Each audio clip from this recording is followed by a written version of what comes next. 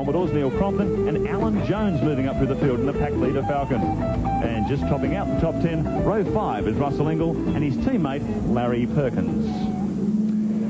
Well, there's the scene. The sun going down in the west. Look at that massive lighting illuminating Eastern Creek like you've never seen it before. A bit later on this evening. Young gun Craig Lowndes. Could he be the man to beat, or is it going to be John Bow? 2 from 2. Gardner, early on the start, they jump on the loud pedal, and it's the wild child from the outside in the Holden Racing Commodore that will lead us into the first turn. Bow second, Gardner after getting a creeper on the start is third. There you can see all 26 of these V8 Fords and Holdens move through to the field. A great start from Lowndes. Bow, Gardner, as I said, early on the jump. Glenn Seaton is in fourth. I think Mark Osler, it's Brock in fifth. Indeed, Andy Raymond, and a great start there from Craig Lowndes. Really got the hammer down, got just the right amount of traction. It was a good drag race between him and Bow for the first 50 or 60 metres. Then he moved across and took the lead, and that's critical on this track, Brad. It certainly is. It's a bit unfortunate off the start. Gardner jumped early, and they're preparing the black flag for him over there. He was shaking his head as he stopped the start again, so he knew what he was doing wrong. But Lowndes has got it all in front of him here. Well, boy, this kid is quick. If anything, he's just super fast in the car. And look at the little gap he's opened up on Bow already as they come around the first time around. The grandstand will go crazy here. Lowndes has already got his big support base. Here they go roaring as he comes past. Wayne Gardner in third position. The holding the black flag out to Gardner, in fact, that first time around. I'm not sure what that infringement is aimed at, but he's going to have to come into the pits. It's a great disappointment for the Coke team. Well, I guarantee you it's jumping the start. You just can't sneak up like that, and he knows what it is, so he'll just do the stop and go and get back to business. A great battle going on for the minors. Glenn Seaton leading the brigade. There is your race leader, Craig Lowndes. Whoa! Brock's off again. It's Brock again. And that's a hard hit. 2 times. Oh, and there's someone else involved. Scape as well. Dear, oh dear. Brand new car from Gibson Motorsport there. Very badly crumpled. Brock's in there too. And race cam graphically shows you crunching the wall. Big time. Let's have a look at that again on our race cam. Scape's in front. Brock goes to the outside to go through turn 2. Back through the gears. We can't really see Scape. Brock's trying to go around the outside. Working pretty hard at the wheel.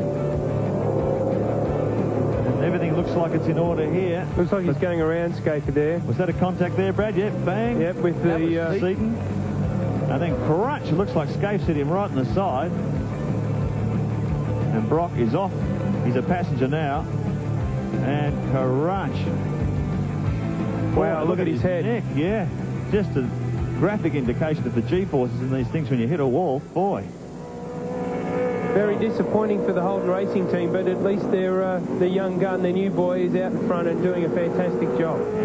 Brad Jones just said before the race, if this kid gets off the line, they're going to do it very difficult to catch him. Well, it's true.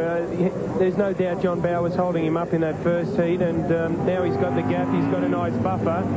He's home and hosed, really. I mean, he just needs to sit there and cruise and try and keep it going nicely. They're all running through here. Bow looked to have a bit of smoke coming out of his car, like a lock right.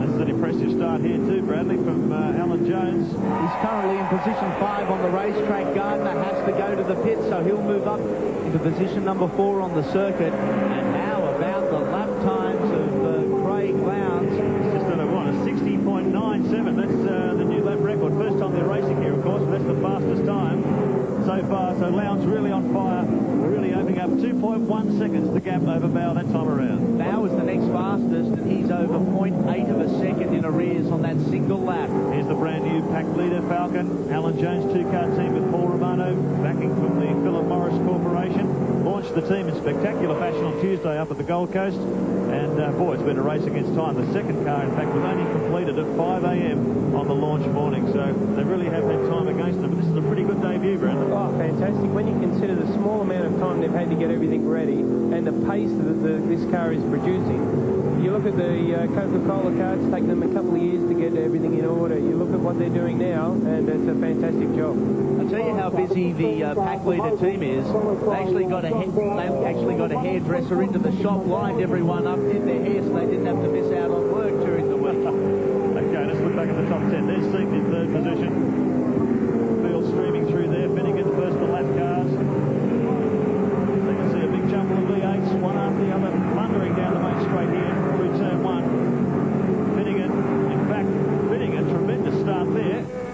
second. I thought he was being lapped. He's actually in 8th position. What a fabulous start from the privateer.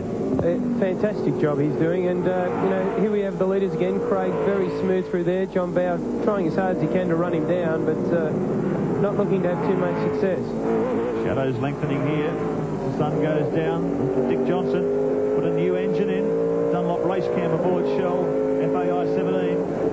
Engine problem apparently in the first heat. A new one put into the brake. So Johnson back in action and running in 7th position. Team Johnson were very happy that there was quite a gap between heats. They had a lot of work to do, and Dick doing extremely well. There he is on screen at the moment, screaming down the main straightaway here at Eastern Creek. His teammate at the moment, John Bow, still holding a gap 2.2 seconds that time around, so Lowndes opened up the lead just a 10th. You can see the sun in the windscreen of the cars as they come through that very quick turn 1 up toward turn 2, and well and truly in the shadows now. Brad Jones, that wouldn't be a lot of fun at high speed coming into the first corner looking directly into the sun. Well, it's a tough corner at the best of days, especially not being able to see where you can go. You notice Dick Johnson's got sunglasses on. A few of the guys are gone for dark visors, and it's a pretty tricky part of the circuit. He's one of the main players in the 2-car teams this year. Larry Perkins, 2-car Castrol team. He's brought his Bathurst